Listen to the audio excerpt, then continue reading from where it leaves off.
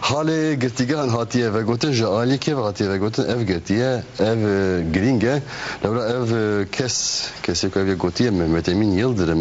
امین یلدرم جی یک جوان روزنامه‌وان گرتی یه چاپمنیا کرده نهاد گرتیگه ها تیپا فه هجماریه که کاندرای دتی گرتن و جوی دری نویساندیه و جوی دری لحال گرتیگه ها نریه امین نها بشکی و نویسی بین اکران و تماشاوان خواه.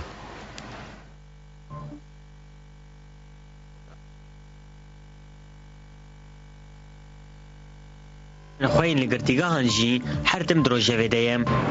دما دموکراسی و آزادی تنبه دستلاتداری هیش خوره نیاران دافرینه و کسی نوکی دستلاتداران جینه فکرن و دردکن لشون دموکراسی و آزادیان دبیجین هیچ زیده تر گرتیگه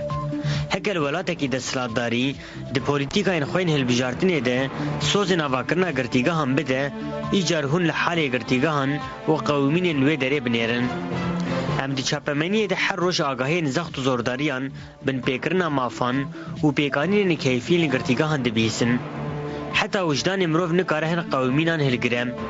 لینه خما دستلاتداریه و باواکی پالیاتیف دخوازه وان پرسگریکان چاره سر بکم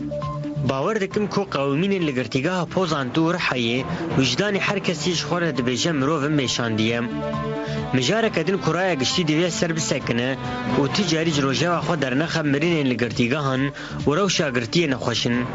جبر شرط و مرجن لگرتیگاهن هجمارا گرتی نخوش هر دشه زیده تردبن گرتی نخوش جبر کو شرط انتدایی وان تام بیکرن تونیم نخوشین وان هر دشه گران تردبه و دیگه هجن سینور مرنیم گلک جوان نخوش انجی جیان نخوش دستانم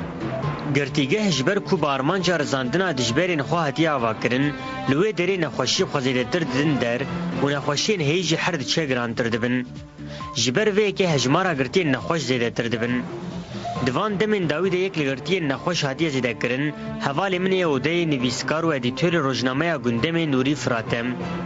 دوان دمین داوی ده واری سالینگ چپه نوری جبر کو زیده بویه باوی کی نینی باندور لسر جیاناوی دکم لگوری دکتر داماره که در رزین دست بکریه و هر دشه لاشوی بلاو دبه لگوری دکتر به عملیات تنی دکارن جبو دمکه وی رزینی راوستینن یعنی دکارن ریل پیشی وی رزینی بگرن و دمن پیش ده او رزین دیسا دست بکم از باور دکم کلجه هکیدن در فتن تداوی کرنا و نخوشیه هیم لیجبر شرط و مرج لگرتیگه در فتن ناده کو تداوی تام بکرن و او یک دمن پیش ده و ببسدما قومین خطرناکتر جبو جاره کدن اما آگاهیر مرنان جگرتیگاه نبیسن هیوی دیگم که هر کس بکه و ناو هولدانان و تاثیر سر دستلاداری بکن که گرتی نخوش سربست بین بردان که کاربن تداوی آخوا بکن نویسان محمد امین یلدرم روزنامه آزادی ولات معانی اکرانی و تماشاوان خود درباره گرتیگاه هنده بود